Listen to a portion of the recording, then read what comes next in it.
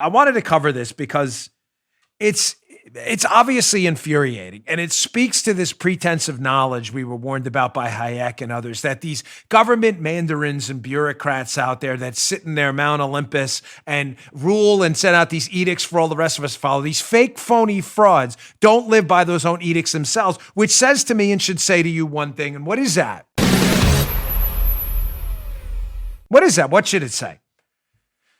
Don't you dare eat out in a restaurant, coronavirus. Didn't we just see you out in a restaurant with coronavirus? The governor of California and this LA County supervisor who I'll expose again today. What does that say when they rule on an edict? You shall therefore not go forth to love and serve and not eat in a restaurant, and they don't rule by it themselves. It says that this LA County supervisor in this Fox LA story dining at a restaurant hours after voting to ban indoor dining is in fact a fraud. She doesn't really believe that eating out in an indoor dining facility will unduly or unnecessarily expose her to this virus. Why? Because she does it herself.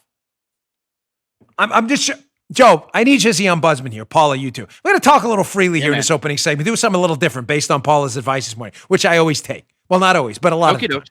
Okay. There's only two explanations for this behavior. So this is LA County Supervisor Sheila Kuhl is her name, who clearly doesn't live by her own rules.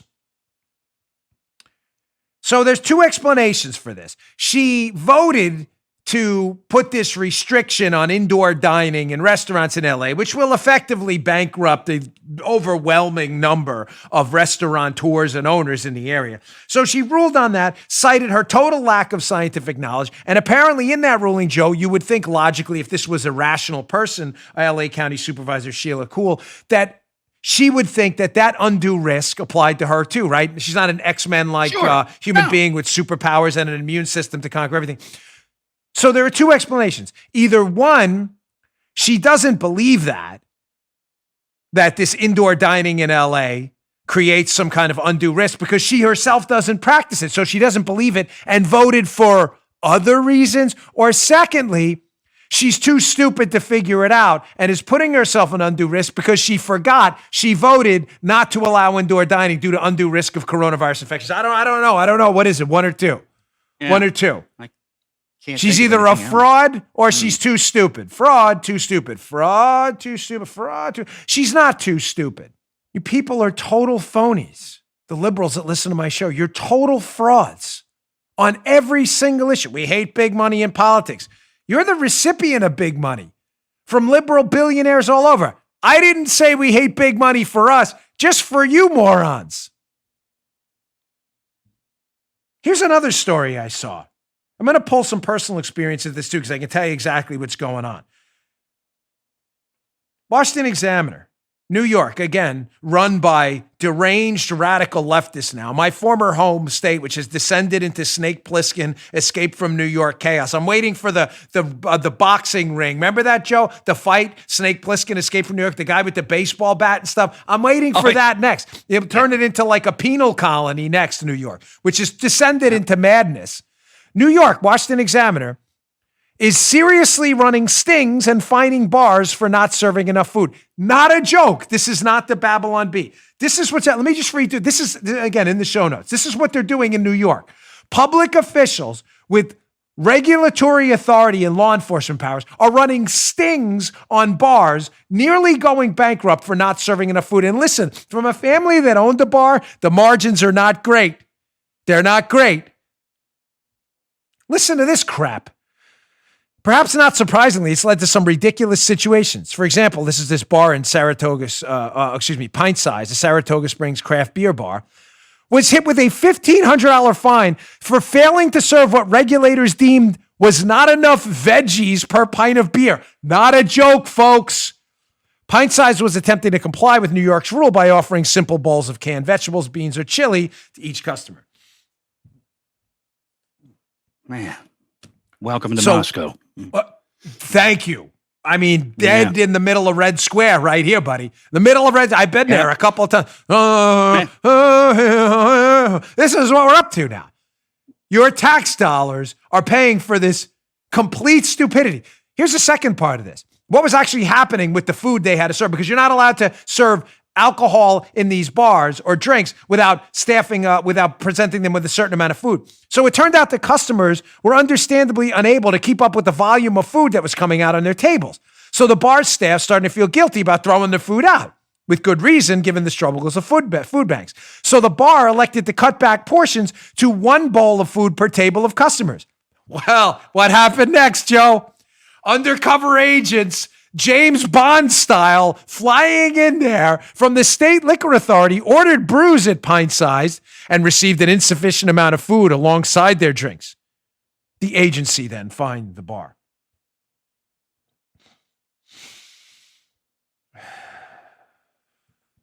This is not even a story about coronavirus. Sure it is, Dan. It's about coronavirus restrictions. No, it's not. This is a story about, as Lord Acton once said, power corrupting and absolute power corrupting absolutely. Liberals in government and elsewhere, and candidly, some on our side of the aisle who are afraid to fight, have backed off and given government uncontrolled, unrestrained power in the coronavirus, in our coronavirus era. A power they're very reluctant to give back. Now, why do these people do this? Why is the state liquor authority doing this? Why are they going in and harassing these bar owners? Let me tell you a quick story, if you don't mind. And if you do mind, I think you'll like it anyway.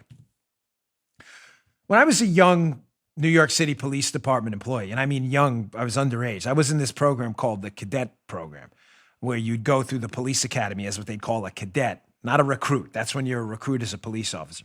And he was basically like a paid internship for a couple of years to see. It was a way for the New York City Police Department to recruit more college graduates. You get it? So while you were in college, you would intern there and you get paid. It wasn't a lot. I think it was like, whatever, $7 an hour. So no one was getting rich off it. But I was an employee, and being that I was under 21, I worked in the 111 precinct in Bayside, Queens. A precinct not known for its high criminal activity, if you know what I mean. It was one of the wealthier areas of Queens. The rougher precincts were the South Bronx, East New York, Brooklyn, Jamaica, Queens area, parts of Staten Island, and even Upper Manhattan. But Bayside, Queens was the 111 precinct had one of the lowest crime rates anywhere in the city. You dig? Everybody following me? I'm going to show you how this relates to the story in a minute. So they would let me go work out of there once in a while. And they would send me over because I was underage, and they would send me into these bars to go and buy beer. And if they served it, they'd run in and give them a fine. And I have to tell you, folks, in a moment of candor, I felt, to this day, I still tell this story. I felt horrible. I did. I felt petty and stupid. And like, this is what we're doing. We're wasting time. I looked older. I could have been 21. Should they have carded me? Yes. Was this the crime of the century? No. But you know what I noticed? As word got around that I was under 21 and could do these stings on these bars, which again, to this day, I'm horrified by. I really am embarrassed by it. My family owned a bar, they've carded me again. Yes. But I felt like it was a total waste of time. The only place I was ever requested to do that, were precincts that had nothing to do. It was never in like East New York, Brooklyn. It was never in like Jamaica, Queens. It was always in a precinct with nothing to do. Some precinct commander had nothing to do. They wanted to check out these biceps, right? They wanted to flex their muscles in the precinct. So you got to go start stuff, if you know what I mean. Hey, Dan, go into these bars and buy beer. I should have said no, and I didn't. And to this day, I'm still horrified by it. I share everything with you, even the terrible moments in my life. You may say, that's not too bad. It was to me. I still to this day regret that. That's what's going on here. People in government flexing their muscles on the state liquor board who have nothing to do other than harass you. That's why I'm a conservative. As little power as you can give these people to lord over your life, you should give them. The power to tax should be minimal. The power to control your healthcare should be minimal. The power to control where your kids go to school should be minimal. The more power you give them, ladies and gentlemen, it is a tautological 1,000% verifiable fact. The more power you give them, the more power they will abuse. End of story. You just heard Dan Bongino.